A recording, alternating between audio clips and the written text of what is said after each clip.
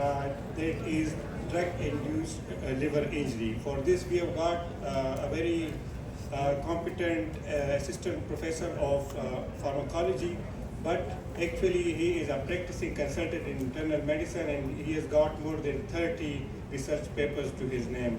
Please welcome Dr. Nizamuddin Uthmani for presentation.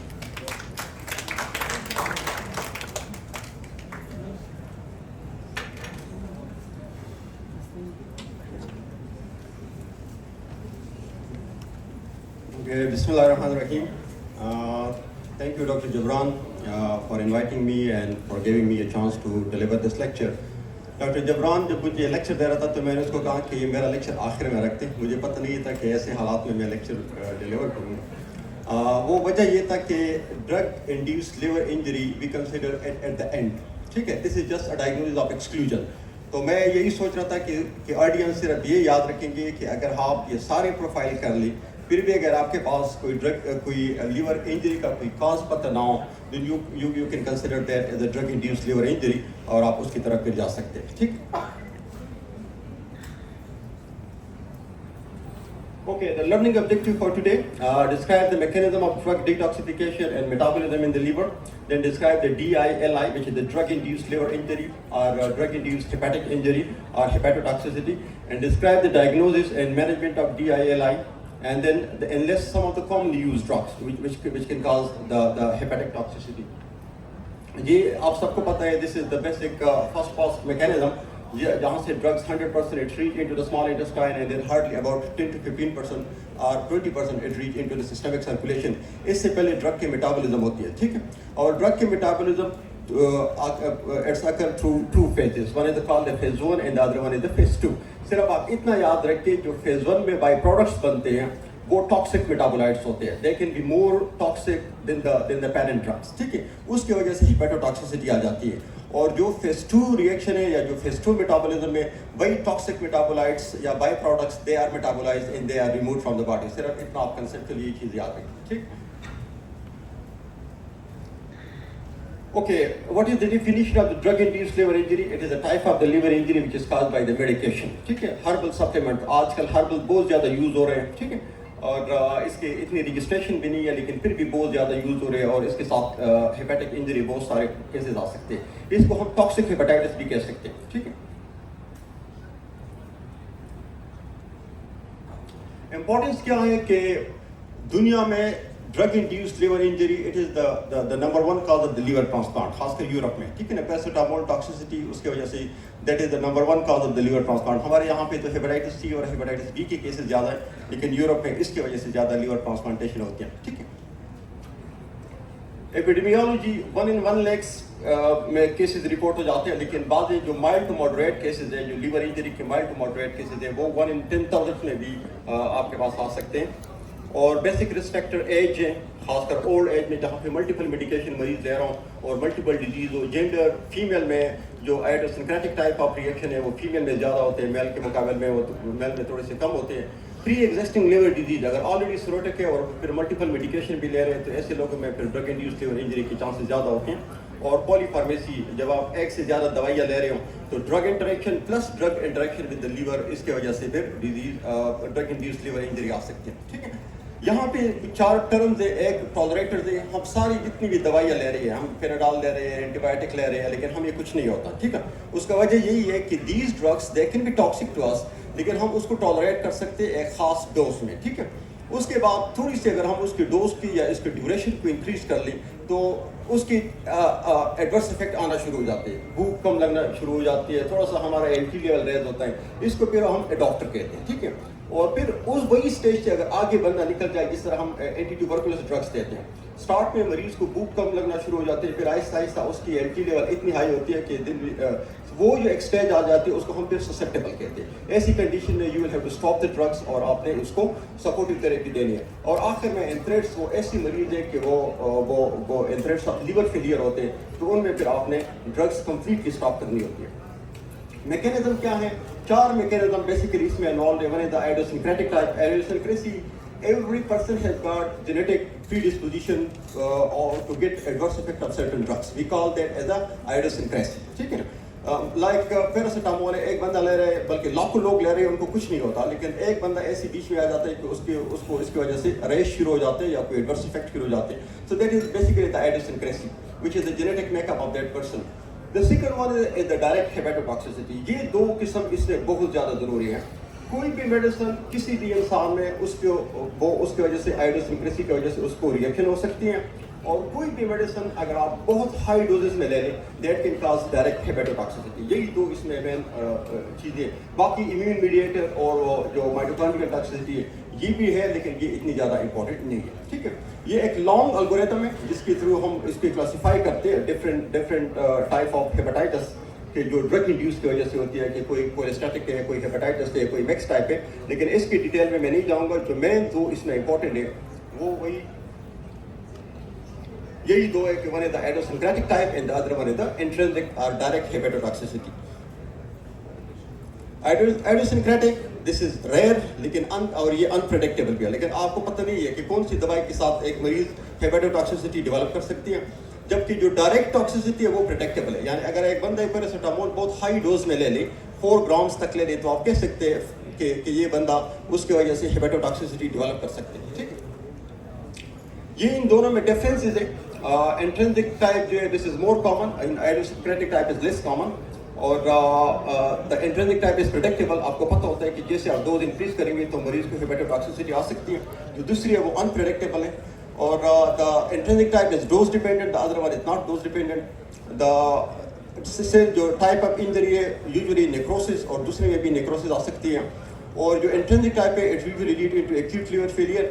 جو idiosyncratic type ہے usually وہ small dose کے ساتھ آتی ہے, تو مریض کو ریش, فیور, اسنیفیلیا اس قسم کی چیزیں ہوتی ہیں. وہ عام طور پہ وہاں پہ ایکیوٹ لیور فیلئر نہیں ہوتا. ٹھیک ہے, جو انٹرنسک ٹائپ ہے اس کا سمپل ایگزامپل ایسیٹامائنوفین یا پیراسیٹامول ہے. پیراسیٹامول کی ٹاکسیسٹی جیسے آپ ڈوز بڑھائیں گے تو there will be toxicity, this is intrinsic type. اور ایڈوسنکریٹک لائک آئسونائزیٹ, ہم اینٹی ٹیوبرکلوس ڈرگ دیتے ہیں مریضوں کو, بعض مریضوں میں اس کی ٹاکسیسٹی آ جاتی ہے, اور بہت سارے مریض ہیں جو اس کو ٹالریٹ کر رہے ہیں, ان کو ڈرگس ڈسکنٹینیو کرنے کی ضرورت نہیں پڑتی. یہ بیسک اس کی پیتھوفیزیالوجی ہے. پیتھوفیزیالوجی ہے کہ جو بھی ڈرگس آپ دیتے ہیں وہاں پہ جو آکسیڈیٹیو اسٹریس آ جاتی ہے, اور اس آکسیڈیٹیو اسٹریس کو پھر ڈیفیوز کرنے کے لیے گلوٹاتھیون ورک. جب گلوٹاتھیون کی اماؤنٹ بھی نیچے آ جاتی ہے دین دا پرسن ڈیولپ ہیپیٹوٹاکسیسٹی. ٹھیک ہے, لائک ان پیراسیٹامول. پیراسیٹامول کا جو نارمل میٹابولزم ہے وہ تھرو گلوکرونائڈیشن اینڈ سلفیشن آ جاتی ہے, لیکن جب اس کا ڈوز بہت زیادہ ہو تو یہ والا جو پروسیس ہے نارمل ہیپیٹک کنجوگیشن وہ سیچوریٹ ہو جاتی ہے. اینڈ دین اندر process start and that is the oxidation process, اور اسی آکسیڈیشن پروسیس کے تھرو ریئیکٹیو میٹابولائٹ بنتے ہیں what we call as NAP Q I, and that NAP Q I causes hepatotoxicity. اور اسی نیپ کیو آئی کو diffuse کرنے کے لیے we give the N-acetylcysteine which regenerate the glutathione and which is the treatment option for the drug induced liver failure. Sign symptom عام طور پہ جس طرح ہیپاٹائٹس کے جو سائن سمٹم ہوتے ہیں, اس قسم کے sign symptom drug induce liver injury میں ہوتے ہیں. بعض کنڈیشن میں یہ بہت مائلڈ فارم میں آتے ہیں, اور اگر کوئی کسی نے بہت زیادہ اوور ڈوز لیے تو وہ پھر سیویئر کنڈیشن میں بھی آ سکتے ہیں. ٹھیک ہے, لیبارٹری فائنڈنگ سیم وہی ALT level, raise alkaline phosphatase level, اور باقی بھی لیور کی جو انڈیکیٹرز ہیں وہ ریز ہوتی ہیں. کلینکل پکچر یا تو سمپل ہیپاٹائٹس آپ کے پاس مریض آئے گا, یا پھر کولسٹیٹک ٹائپ کا پکچر ہوگا, یا پھر میکس ٹائپ کا پکچر ہوگا. ٹھیک ہے, this is a long list, لیکن اس میں صرف آپ یہ 4 یا 5 گروپ یاد رکھیں. All the anti-tuberculous, they can cause idiosyncratic type of adverse reaction. All the anti-Parkinson drugs, they can cause the idiosyncratic type of adverse reaction. All the antiviral drugs, especially those drugs which are used for the HIV treatment, they can cause idiosyncratic type of adverse reaction. And all the antifungal, they can cause idiosyncratic type of adverse reaction. ٹھیک ہے, باقی آپ یہ یاد رکھیں کہ کسی بھی انسان میں کوئی بھی میڈیسن آئیڈوسنکریسی کر سکتی ہے. ٹھیک ہے, اس کے علاوہ یہ جو میڈیکیشن ہے جو آئیڈوسنکریسی کاز کرتی ہے, یا اس کے علاوہ اور جتنی بھی میڈیکیشن ہے وہ آپ اگر ہائی ڈوزز میں لے لیں تو they can cause direct hepatotoxicity. ٹھیک ہے, تو یہ اس کی ساری ڈیٹیل ہے. I will not go into the detail of each and every slide. یہ سارے ڈرگس ہیں which will cause hepatotoxicity at a higher dose. ٹھیک. Now coming to the diagnosis, how you will diagnose. جس طرح میں نے start میں کہا کہ this is just a diagnosis of exclusion. ٹھیک ہے, آپ مریض کی ہسٹری لے لیں, باقی چیزوں کو آپ پہلے رول آؤٹ کر لیں, اور آخر میں پھر آپ کے پاس جو چیز آ جاتی ہے that is the drug induced liver injury. ٹھیک ہے, exclusion of all other causes of the liver injury, then the clinical evaluation, and then laboratory test. Laboratory test वो just आपको support करती है, otherwise ये आपको confirmed diagnosis नहीं देती, ठीक है. और liver biopsy आखिर में आप ले सकते हैं. Liver biopsy भी it can give you certain clues for the diagnosis of drug-induced liver injury, ठीक है. ये फार्माकोलॉजी के बेसिस पे हम फार्माकोविजिलेंस को जब आप मॉनिटर करते हैं किसी ड्रग एडवर्स इफेक्ट को, तो उसके लिए डिफरेंट कॉजेबिलिटी असेसमेंट मेथड्स होते हैं, ठीक है.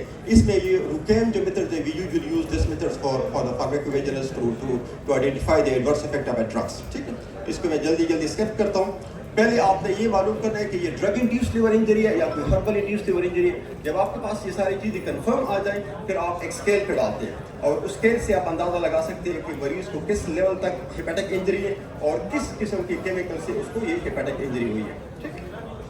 Management is basically supporting. आपने मरीज को एडमिट, सबसे जो मेन चीज़ है आपने ड्रग्स को स्टॉप करना है, ठीक है ना. And that's also give you an indirect diagnosis. जब आप ड्रग को स्टॉप करते हैं और उसका एलटी लेवल नीचे आना शुरू हो जाते हैं, so that is an indirect clue for the diagnosis कि ये जो मरीज का जो एलटी लेवल हाई था, it was because of the drugs, ठीक है. सो आपने ड्रग को स्टॉप करना इजीली भी यही कहते हैं कि इवन इन 56% केसेस आपको कोई ड्रग्स ट्रीटमेंट की जरूरत नहीं है. आप दवाई स्टॉप कर दें, मरीज की जो एलटी लेवल है वो खुद ब खुद नीचे आ जाएगी. बाकी सपोर्टिव केयर है, आप फ्लूइड दे सकते हैं, आप उसकी न्यूट्रिशन को वो कर सकते हैं. अब बाकी hepatic protective drugs like N-acetylcysteine we gave in the paracetamol poisoning, while L-carnitine we gave in the valproic acid poisoning, ठीक है. और यूरोडिऑक्सीपोलिक एसिड वगैरह ये आप स्टेटोसिस में देते हैं. कॉर्टिकोस्टेरॉइड, अगर बहुत ज़्यादा सिवियर एलर्जिक रिएक्शन है, you can go for the corticosteroid. और लीवर ट्रांसप्लांट आखिरी ऑप्शन है, खासकर पैरासीटामोल जो पॉइजनिंग है उसमें आखिरी ऑप्शन आपके पास पैरासीटामोल है, ठीक है. सॉरी, लीवर ट्रांसप्लांट है. Then coming to the prevention, how you will prevent, ठीक है. एक तो केयरफुल मेडिकेशन की हिस्ट्री ले ली मरीज की, मेडिकेशन की एलर्जी की हिस्ट्री ले लें. दूसरी बात है कि do monitor the liver function test while treating the patient with multiple medication. Then avoid the hepatotoxic medication at high risk patient. अगर मरीज है सेरोटिक है, हाई रिस्क है, तो ऐसे ड्रग्स को आप आइडियली अवॉइड कर दें जो कि हेपेटोटॉक्सिसिटी को कॉज कर सकती है, ठीक है.